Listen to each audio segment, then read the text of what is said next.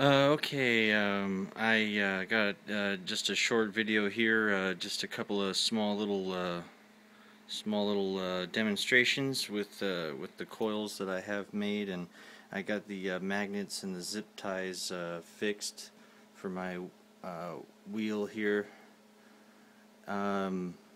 It's been quite wet, and it's been raining in my area here, so I haven't been able to make any new driver coils.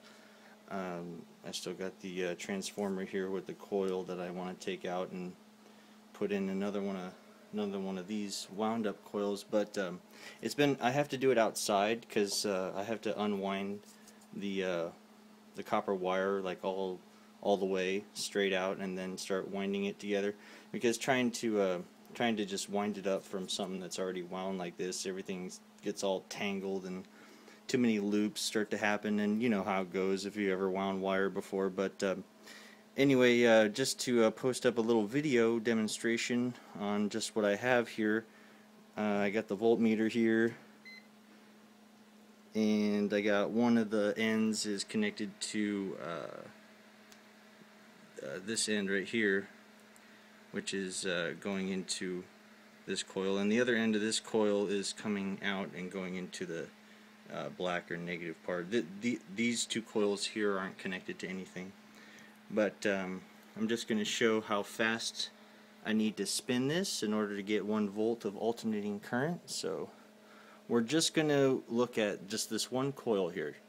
That's from just one spool of copper wire from the transformer here.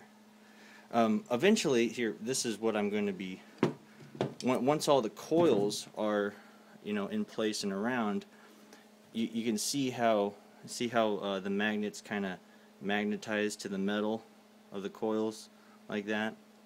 So the metals and the magnets are attracted to one another, but when I start energizing the coils, much like, you know, like this magnet I have here, see, watch what happens when I bring the magnet close.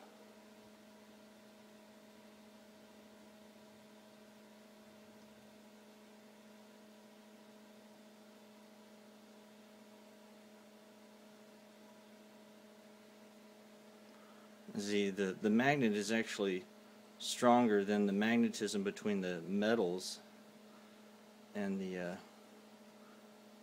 coils. See that? See how I can just turn the magnet like this and get it to move? It's because the magnetism between the two magnets is stronger than the magnetism between the metals.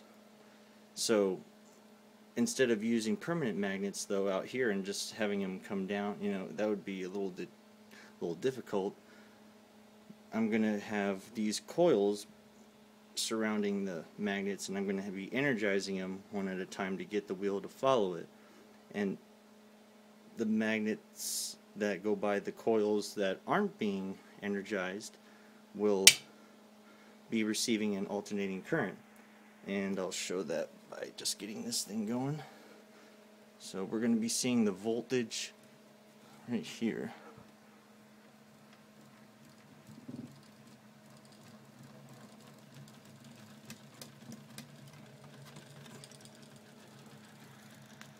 Alright, so there's 1 volt of AC from this coil right here. You can see how it's vibrating.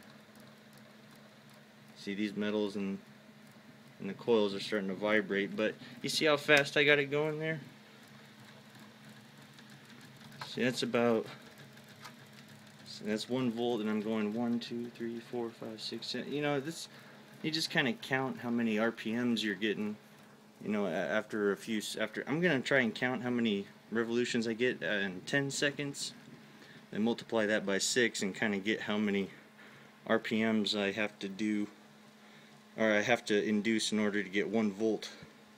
See, as it slows down, it goes back to 0.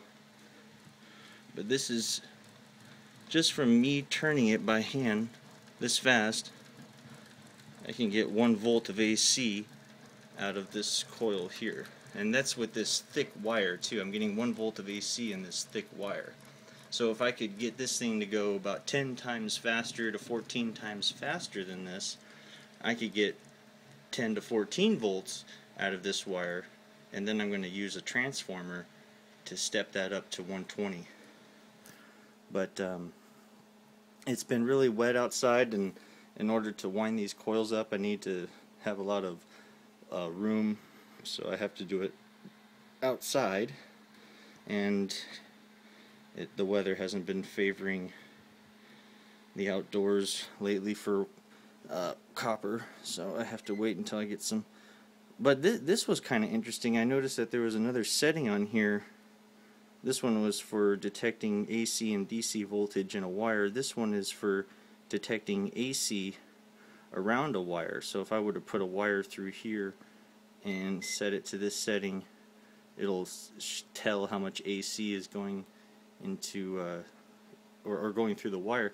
And I also noticed if I put it near the magnets, as they spin, it picks up the same thing. See that? See, it's picking up 3 to 4 volts of alternating current by the magnets just whizzing by.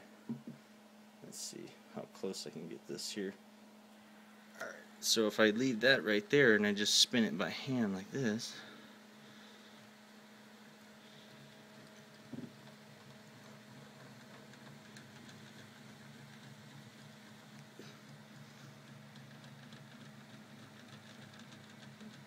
I'm able to get up to almost 10 just from my hand alone, from the whatever size wire is inside the voltmeter here. So if it's obviously it's probably thinner wire than what I have out here.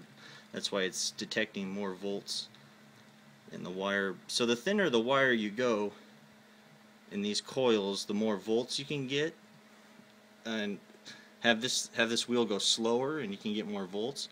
But I'm shooting to get volts in this thick wire. That way I can transfer the voltage into thinner wire, and it'll step up the voltage that way, just like I showed in some of my previous videos.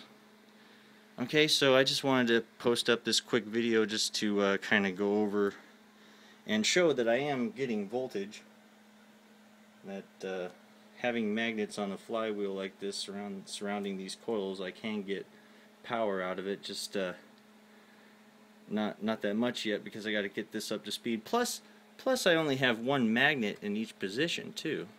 See, if I want to put like up to 3 magnets in each position, and that'll increase the strength of the magnets at least 3 times. I'm not sure how much more powerful they get, but it's getting close though.